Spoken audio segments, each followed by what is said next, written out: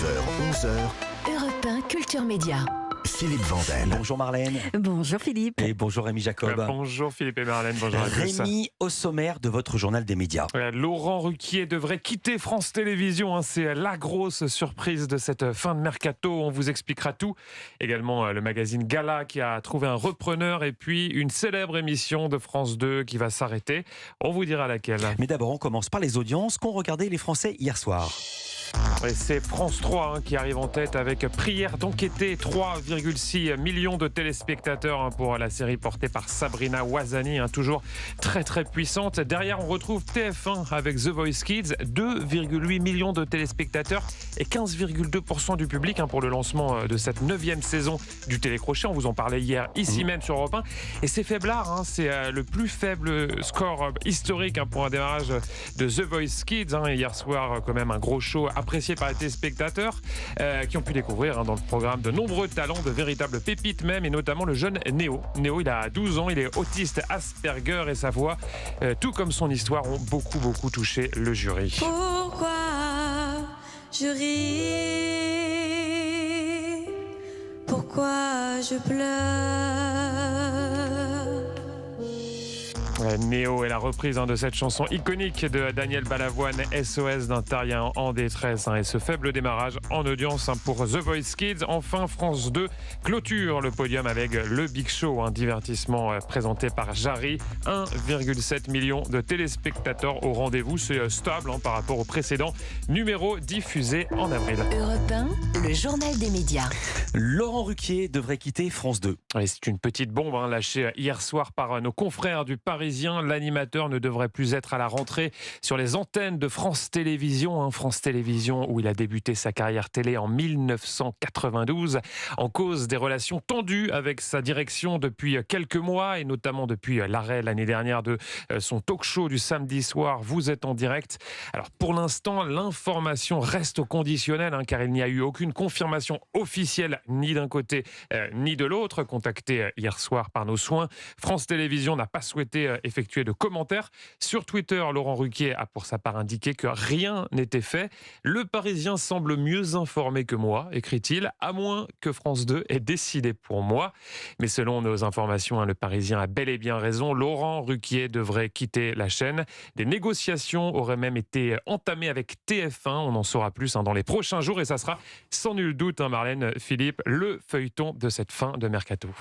Emmanuel Macron n'exclut pas de couper les réseaux sociaux en cas de prochaine crise. Une sortie qui a beaucoup fait parler. Face à une centaine de maires reçus hier à l'Élysée, le président de la République s'est déclaré favorable à une réflexion sur ce sujet. Quand les choses s'emballent, il faut peut-être se mettre en situation de réguler les réseaux sociaux ou de les couper, a-t-il indiqué, précisant que ce débat devra se faire non pas à chaud, là maintenant, mais une fois que les tensions autour de la mort de Naël seront retombées. À noter que cette prise de position a été vivement critiquée par ses opposants politiques, plusieurs d'entre eux faisant le parallèle avec des dictatures comme la Chine, l'Iran ou la Corée du Nord. Netflix a été à l'origine de 20% du trafic Internet français en 2022. Un chiffre très spectaculaire qui ressort d'une étude publiée hier par l'ARCEP, c'est le régulateur des télécoms, la plateforme de vidéo à la demande par abonnement, qui est donc la plus grosse consommatrice de données en France. Et derrière, on retrouve Google qui a généré en 2022 à lui seul 10% du trafic français. Alexia Laroche-Joubert, nommée présidente directrice générale de Banijay France. Alors Banijay, c'est un mastodonte de l'audiovisuel qui compte une quinzaine de filiales qui produisent des programmes pour toutes les chaînes, des émissions de flux, des divertissements, mais également des fictions. Alexia Laroche-Joubert était d'ailleurs déjà à la tête de l'une de ces filiales, Adventure Line Productions, productrice entre autres de Fort Boyard et Koh-Lanta. Et à 53 ans, c'est donc une nouvelle aventure pour celle que les téléspectateurs ont déjà pu voir face caméra à l'antenne. Et notamment, on s'en souvient, dans la Star Academy au début des années 2000, elle était la directrice, mais également dans Touche pas à mon poste sur C8. Le magazine Gala devrait être vendu au groupe Le Figaro. Et son propriétaire, le groupe Vivendi, a annoncé hier être entré en négociation exclusive avec Le Figaro. Il se dit, je cite, confiant de pouvoir finaliser cette opération d'ici à octobre 2023. Alors cette vente est une concession accordée à la Commission européenne par Vivendi afin de pouvoir prendre le contrôle du groupe Lagardère qui possède Parmi ses actifs, le magazine Paris Match, un magazine que la Commission européenne considère comme un concurrent direct de Gala sur le marché de la presse people. Il n'était donc pas possible pour Vivendi de posséder ces deux titres et c'est pourquoi il a choisi de se séparer de Gala.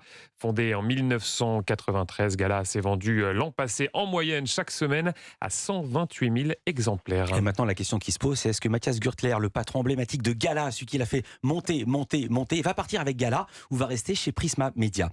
Une célèbre émission de France 2 va s'arrêter. Il s'agit des pouvoirs extraordinaires du corps humain, émission présentée par Adriana Carambeu et Michel Simès.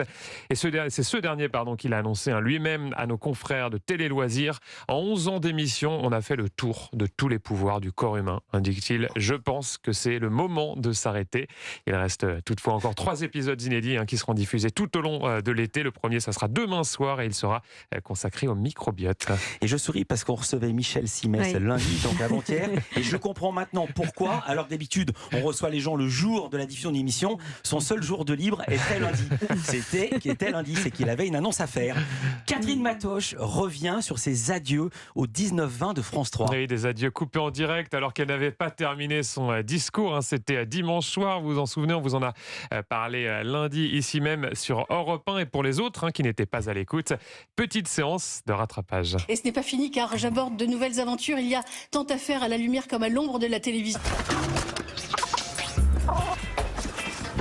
Alors, c'était pas une coupure volontaire, c'est la publicité qui était partie automatiquement. Vous avez expliqué ça lundi. Et dans un entretien accordé aux Parisiens, Catherine Matoche elle-même est revenue sur cette séquence qui a beaucoup fait parler. Tout le monde m'applaudissait, explique-t-elle, et cela ne s'arrêtait pas. Alors, j'ai demandé à un moment, est-ce qu'on est encore à l'antenne là ? Personne ne me répondait. C'était un peu le chaos. C'est ce qu'elle explique aux Parisiens. Effectivement, situation très très étrange. Et on rappelle que la séquence a finalement été diffusée 1 heure après en intégralité dans le JT de Laurent Delahousse sur France 2.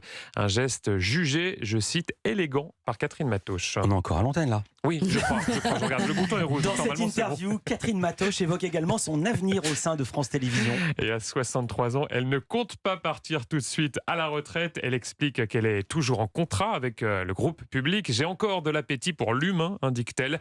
Quand on touche au journalisme, c'est un carburant, c'est en nous. On ignore en revanche quelle fonction France Télévisions lui confiera à la rentrée. Et puis on termine ce journal avec une info qui concerne la série Camping Paradis, avec prochainement la diffusion d'un épisode qui devrait ravir les nostalgiques des années 90. Oui, ça sera le lundi 24 juillet en prime time sur TF1. Ça va s'appeler Un Boys Band au Paradis. Tout un programme. Et parmi les acteurs invités, les guests comme on dit, figure un certain Franck Delay. Marlène, Franck Delay. Oui. Chanteur de quel groupe?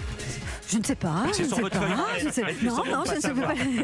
Quand on fait semblant de ne pas savoir et que c'est sur sa feuille, c'est qu'on a quelque chose à se reprocher. Non, en fait, je l'ai lu et j'aime pas mentir. Voilà, c'est les To Be Free, exactement. Oui, j'ai connu ça, j'ai connu les années 90. Groupe culte des années 90, également au casting de cet épisode de Camping Paradis. Anthony Dupré, alors là, ça rappellera des souvenirs à ceux qui regardaient Premier Baiser, le sitcom Premier Baiser, quand ils étaient plus jeunes.